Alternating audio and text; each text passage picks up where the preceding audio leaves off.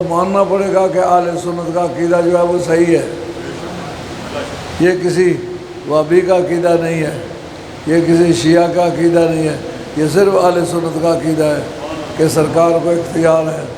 اب سرکار نے ایک ہی اذان اور ایک ہی اقامت کے ساتھ دو نمازیں پڑھ ڈالی ہے اور درمیان میں وقفہ کوئی نہیں کیا۔ یہاں اذان ہو گئی یا وقت ہو گیا ہے لیکن وہ کھڑا رو رہا ہے۔ اب جناب میں نے کچھ لوگ وہاں دیکھے کہ جن کی شکلیں رونے والی ہیں مگر وہاں انہیں رونا نہیں آتا۔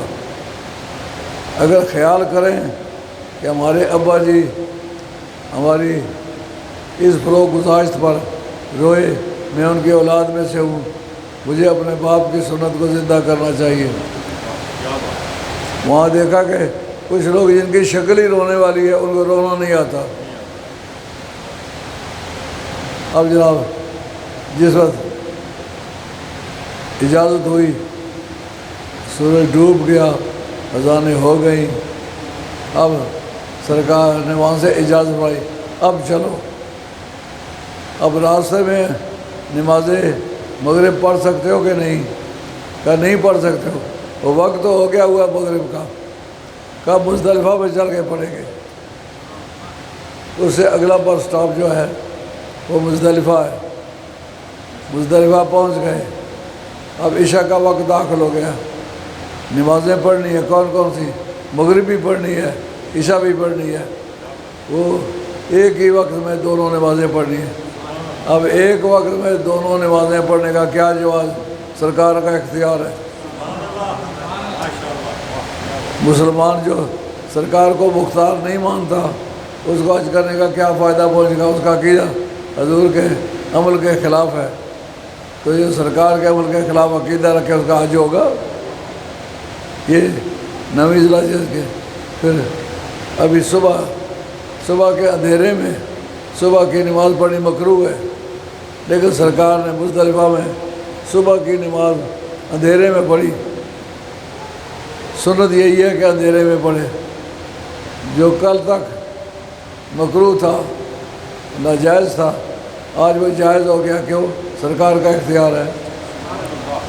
اب سرکار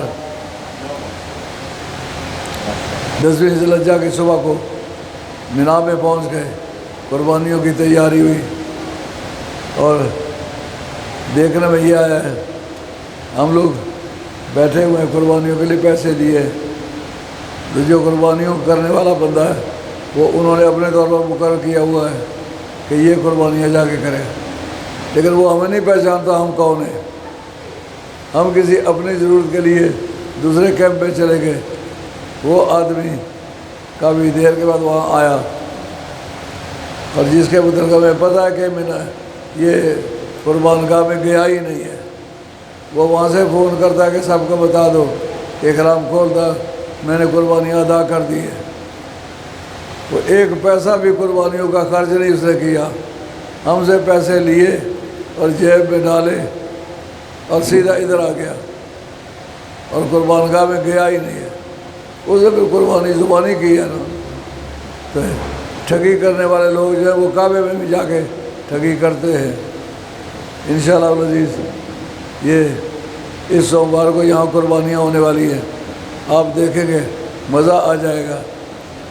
اچھے قسم کے بیل خریدے ہیں، اچھے قسم کے بکرے خریدے ہیں، اور جو قصاب ہیں وہ کہتے ہیں جناب پچھلے سال ہمیں آپ نے ایک بیل کے چمڑا اتارنے اور گوشت بنانے ذبح کرنے کا 10,000 مزدوری دی تھی، آج اب 10 پر راضی نہیں ہے، انہوں نے 11,000 فیصلہ کیا۔ اور چھوٹے بکرے جو ہیں ان کے لیے یار وہ قصاب صرف بکروں کے قصاب نہیں، کوئی انسانوں کے بھی قصاب ہے کوئی حق؟ چھوٹے بکرے پر کتنا سارا زور لگتا ہے، 3,000 چھوٹے بکرے کے قربانی کرنے میں۔ سبحان اللہ، کیا کیا شان ہے ہماری آزمائشوں کی، ہم کتنی آزمائشوں سے گزرتے ہیں۔ اس وقت ہم جن حالات سے گزر رہے ہیں 10ویں ذی الحجہ کو یہ آیت نازل ہوئی جو میں نے آج پڑھی ہے، 9ویں ذی الحجہ کو، الیوم اکملت لکم دینکم واتممت علیکم نعمتی وردیت لکم الاسلام دینا، آج ہم نے تمہارا دین مکمل کر دیا ہے اور اپنی نعمتیں درجہ تمامیت کو پہنچا دی ہیں، وردیت لکم الاسلام دینا، اور تمہارے لیے ہم نے اسلام کو بطور دین کے، بطور مذہب کے پسند کیا ہے۔ یہ اس تاریخ نازل اس کو عباد الدین ابن کثیر نے نقل کیا، کہا اس کے کیا وجہ تھی؟ کہا سرکار نے دن کے خطبے میں، اس کے حضرت جابر ابن عبداللہ انصاری راوی ہیں، وہ کہتے ہیں سرکار نے فرمایا مومنوں میں ایک انسان ہوں، ہو سکتا ہے کہ اللہ کی طرف سے پیغام رسان آ جائے اور مجھے اللہ کی بارگاہ میں حاضری کا پیغام دے، تو پھر میں اس کے بعد پر لبیک کہنی ہوگی، اور میں تمہیں بتاتا ہوں کہ میں جب دنیا سے چل جاؤں گا تمہاری رہنما طاقت کون سی ہوگی؟ اور میں تمہیں کہتا ہوں انی تارکن فیکم ما، تم میں وہ چیز چھوڑ کے جا رہا ہوں، یہ ثقلین اس میں فرمایا انی تارکن فیکم ما، میں تمہیں وہ چیز کے چھوڑ کے جا رہا ہوں کہ ان تمسکتم بہ لن تضلوا من بعدی ابدا، اگر اس کے ساتھ پوری طرح سے اٹیچ رہو گے تو تمہیں کوئی طاقت گمراہ نہیں کر سکے گی۔ بتایا وہ چیز چھوڑ کے جا رہا، وہ چیز ایک کا ذکر کیا، بتا دو کتاب اللہ ہے وہ آل بیت اطرتی، وہ ایک قرآن ہے اور ایک میری آل بیت ہے، یہ دو چیزیں تمہاری رہنما طاقت ہوں گی۔ قرآن خاموش قسم کا واعظ ہے، میری آل بیت گفتگو کرنے والے واعظ ہیں، یہ تمہیں نصیحت کریں گے۔ اس میں کون مخاطب ہے؟ اب حضرت صدیق مخاطب ہیں کہ نہیں؟ عمر فاروق مخاطب ہے یا نہیں؟ عثمان غنی مخاطب ہے یا نہیں؟ کل روئے زمین پر جتنے بھی حج کرنے والے لوگ ہیں اس تاریخ ان کی حاضری ضروری ہے۔ سرکار نے اس تاریخ جس چیز کا اعلان کیا ہے وہ انتہائی ضروری ہے۔ جب بھی کبھی کوئی انتہائی ضروری اعلان کرنا ہوتا تھا تو سرکار فرماتے تھے یا میں یہ اعلان کروں یا علی یہ اعلان کرے تو اس کو سرکاری اعلان سمجھا جائے۔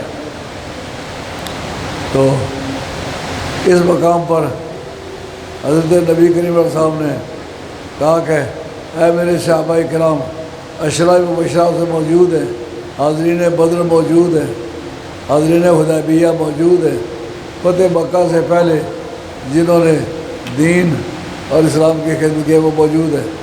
یہ چند کیٹیگریز ہیں صحابہ میں، پہلا درجہ، دوسرا درجہ، تیسرا درجہ، چوتھا۔ کہا جن لوگوں نے مکہ فتح ہونے سے پہلے جانیں خرچ کی ہیں یا مال خرچ کیے ہیں، بعد میں قیامت تک لوگ آئیں، جان بھی خرچ کریں، مال بھی خرچ کریں، ان کی برابری کسی سے نہیں ہو سکتی۔ یہ سرکار کے، یہ اہل سنت کا مذہب بھی ہے اور کتب حدیث کے اندر یہ بات ثابت بھی ہے۔ حضور پر نور سرور عالم صلی اللہ علیہ وآلہ وسلم اس تاریخ یہ اعلان کیا، یعنی آگے دین مکمل تھا، قرآن مکمل تھا، لیکن میں نے کتاب اللہ کے ہادی ہونے کے بارے میں اور آل بیت کے ساتھ تمسک کرنے کے بارے میں، جب تک تم اس سے اٹیچ رہو گے قرآن اور حدیث کے ساتھ تمہیں کوئی طاقت گمراہ نہیں کر سکے گی۔ یہ واز کس کو ارشاد فرمایا؟ جتنے میدان عرفات میں صحابہ تھے سب کو یہ بات فرمایا۔ تو کیا مطلب نکلا؟ یعنی صحابہ کرام تمہیں بھی یہ یاد رکھنا ہوگا یہ میری آل بیت ہے، تم میرے صحابی ہو، یہ میری آل بیت ہے۔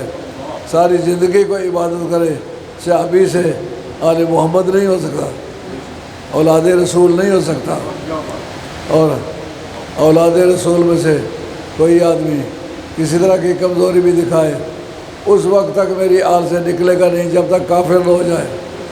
اور یہ تارک تطہیرہ کی تفسیر میں امام شیخ اکبر رحمۃ اللہ نے اپنے فتوحات مکیہ کے اندر لکھا ہے کہ کسی سید نسب سید کا کافر ہونا محال بذات ہے، کیونکہ ان کی تطہیر کی ضمانت رب نے دی ہے۔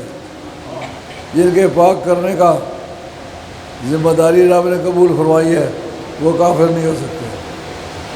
تو یہ جب سب صحابہ کو یہ حکم ہوا، پھر سب تابعین کے لیے حکم ہوا یا نہ ہوا، پھر اس کے بعد اتباع تابعین کے لیے یہ حکم ہوا یا نہ ہوا، ولیوں کے لیے یہ حکم ہوا یا نہ ہوا، مجددین کے لیے یہ حکم ہوا یا نہ ہوا، اور میرے اور آپ تک یہ پیغام اسی طرح پہنچا یا نہ پہنچا، میں بھی اور آپ بھی قرآن سے وابستہ رہنے کے پابند ہیں اور نبی پاک کی اولاد سے وابستہ رہنے کے پابند ہیں۔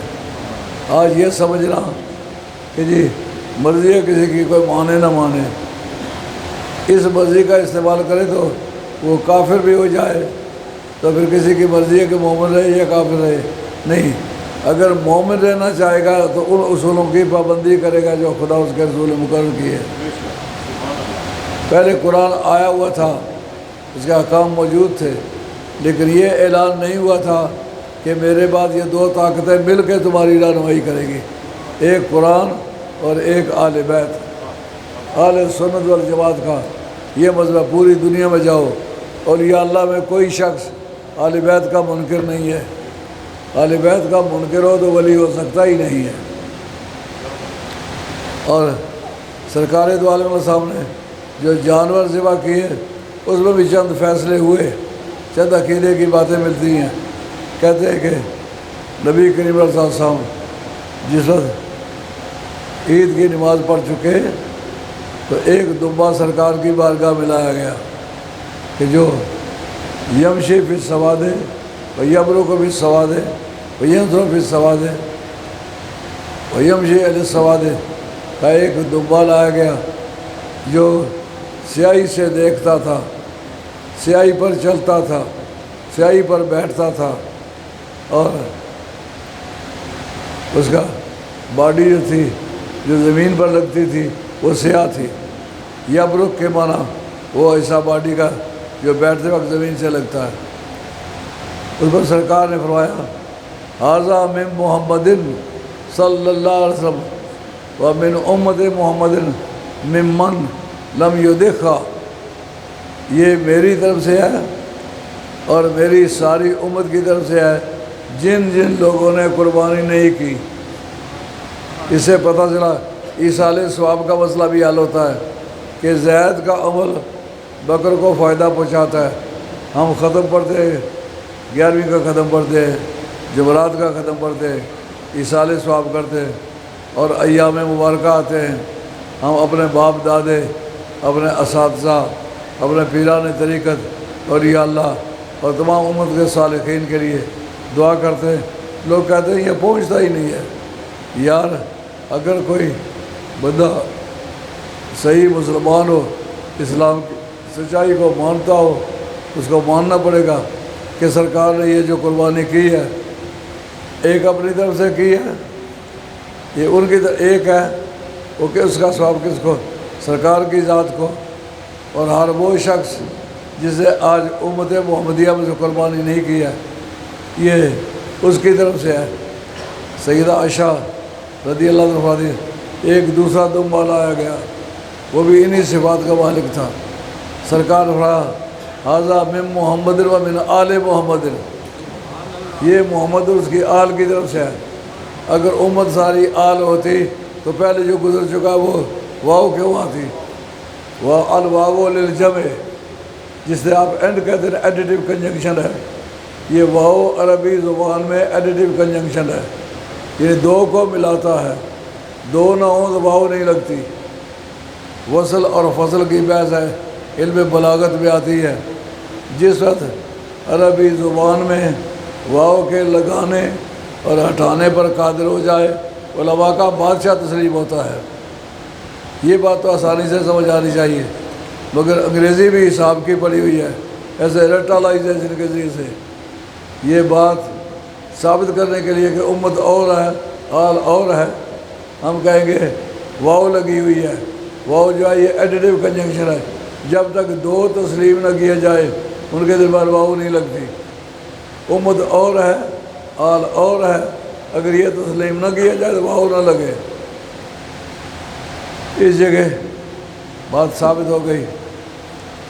حضرت جابر ابن عبداللہ انصاری ان سے امام احمد حنبل رضی اللہ تعالیٰ عنہ نے حدیث روایت کی ہے کہ نبی کریم علیہ الصلوۃ والسلام نے 2 جانور ذبح کیے، فرمایا یہ میری طرف سے اور میری امت کے ہر اس فرد کی طرف سے ہے کہ جس نے قربانی نہیں کی، اور یہ میری طرف سے ہے اور میری آل کی طرف سے ہے۔ معلوم آل اور ہے، امت اور ہے۔ اس وقت جو ایک بٹھنگ بنایا ہوا ہے وہابیوں نے کہ کل تقین نقین و عالی، جو پرہیزگار ہو وہ میری آل ہے، یہ سراسر کہتے ہیں واہن جدن، یہ بات امام نے حضرت بکر نے کہا بالکل بے اصل بات ہے، اس کے کوئی اصل نہیں۔ کیا اس کی اصل ہوتی تو نبی کریم صلی اللہ علیہ وسلم نے 9 سال ہجرت میں حج کے قافلے کی تیاری فرمائی اور امیر قافلہ بنایا حضرت ابوبکر صدیق رضی اللہ تعالیٰ کی ذات پاک کو۔ مدینہ شریف کا جو میقات ہے، میقات اس جگہ کا نام ہے جو کعبہ شریف کی طرف آتے ہوئے راستے میں چند مقامات ہیں جن کو سرکار نے فرمایا کہ ان سے احرام باندھے بغیر نہ آگے نہ جائے۔ تو مدینہ طیبہ کا میقات ہے ذوالخلیفہ، آج اس کو ذوالخلیفہ نہیں کہتے، بیر علی کہتے ہیں، لیکن علی سے مراد حضرت حیدر کرار نہیں ہے، بلکہ ایک گڈریا تھا، وہاں بھیڑیں چرایا کرتا تھا۔ اس نے دیکھا کہ جانوروں کے لیے پانی نہیں ہے، اس نے کنواں کھودا، اس کا نام ہے بیر علی۔ انہوں نے وہابیوں نے اس کا نام ہی بدل دیا، بیر علی کہنا شروع ہے۔ جب نبی کریم نے اس قافلے کو مدینہ شریف سے روانہ کیا، وہ بیر علی پر پہنچے تو بعد میں سرکار دو عالم السلام نے حضرت حیدر کرار کو اونٹنی پر سوار کر کے بھیجا اور کہا کہ اے علی، تم نے یہ اعلان